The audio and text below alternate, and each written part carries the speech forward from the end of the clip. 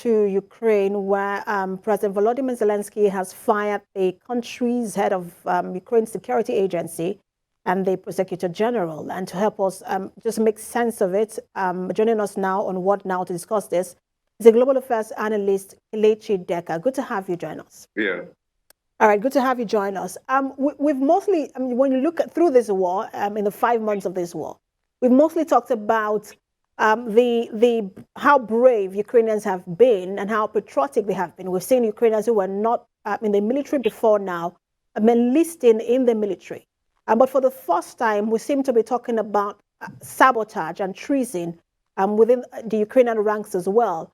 What do you make of this, and what's your explanation for it? Yeah. If you go back to let's say the history of Ukraine and their relationship with Russia, is very self-evident that this issue of having some Ukrainians who have certain allegiance to Russia, and you have Russians who have certain allegiance to Ukraine, has always been there. Even right from the 2014, when they had all the problems they had in the Luhansk region, there has been a lot of some Ukrainians, even within the hierarchy of the government, that seem to have some affinity with Russia. And also, when you look at the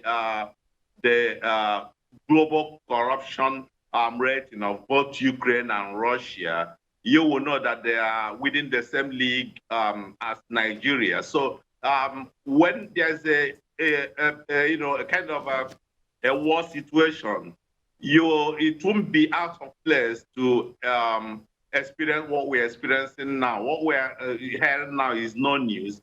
Even over the last 1 month, there's been some reports and rumors that some of the arms and ammunition, some of the advanced rockets that were sent by Westerners, by the US and some European countries to Ukraine, found their way either in the dark web, where some of them have been auctioned, or in the hands of Russians. So a lot of people knew that this kind of things, some people have been cutting deals within the Ukrainian military hierarchy, and also within the Russian military hierarchy, because both countries are known to have a lot of corrupt top government and military officials. So what's happening now is a kind of a validation of that assumption and that kind of rumor that's been going on for some time. And I think that from the way it's going now, it can either affect the Ukrainian war effort in a positive way. And I was going to say that. Sorry to jump in, because I want to stay on your line of thought.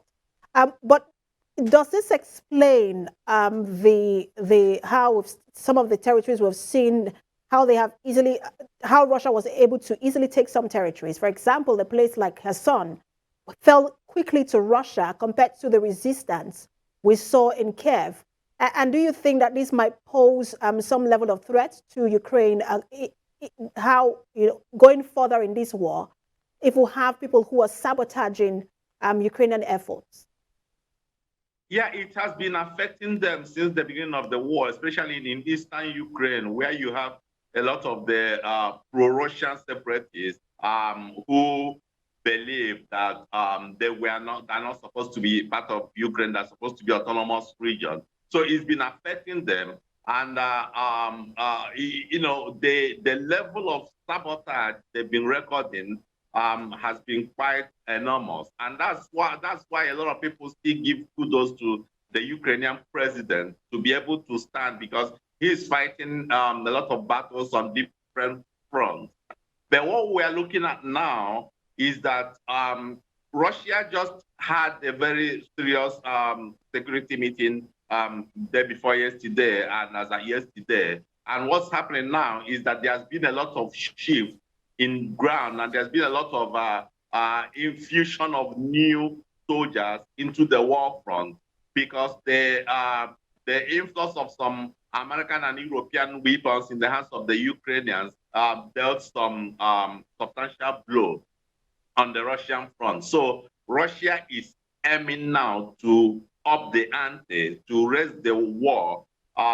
It is going to a level whereby it is a make or ma situation for both countries. And what I think that Zelensky should do is he has to manage the information flow presently so that what is happening will not be a demoralization incentive for some of his fighters and some of his soldiers that have been able to stand their ground all this while. And interesting, you mentioned the morale of the troops, because I was going to ask you about that.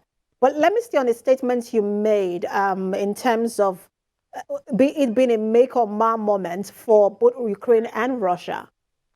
You were right in your assessment of the war from Russia's point of view, because the president just said, and that's Vladimir Putin, that the war has barely started. Where do you see this war heading in the next few months?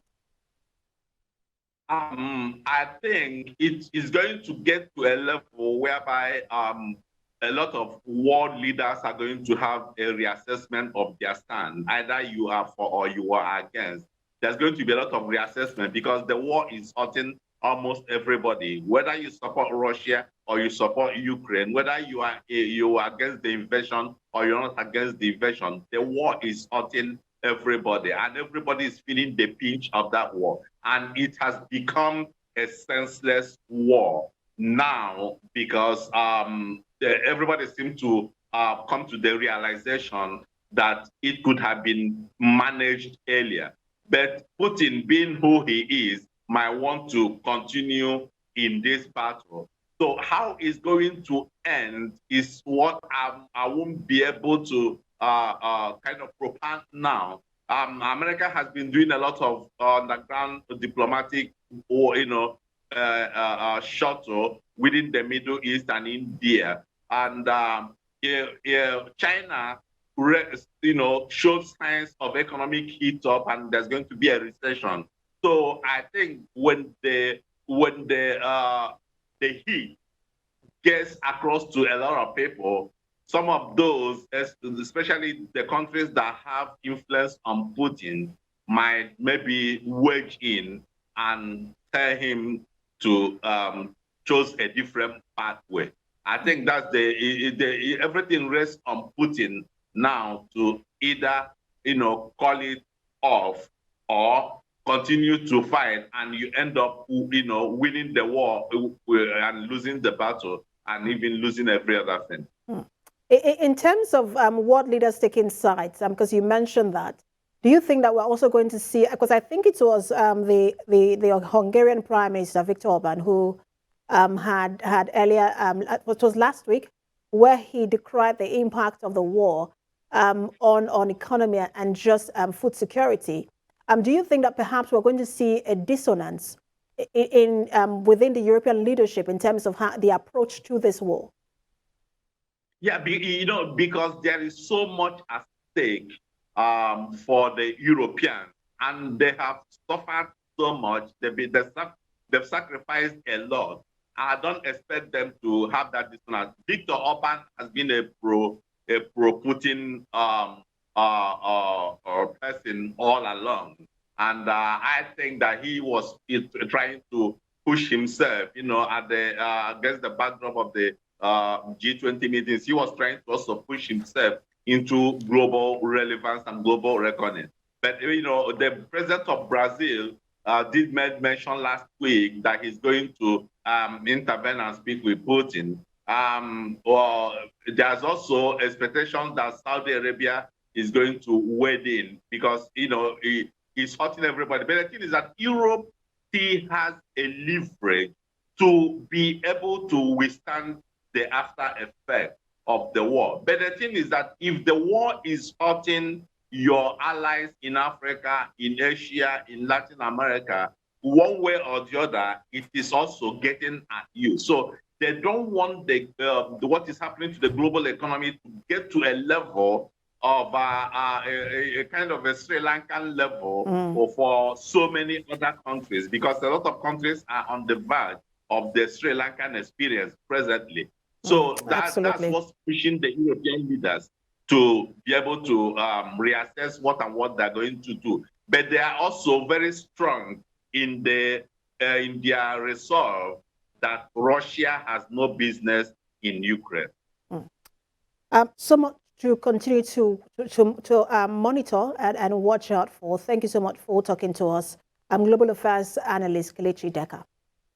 Thank you.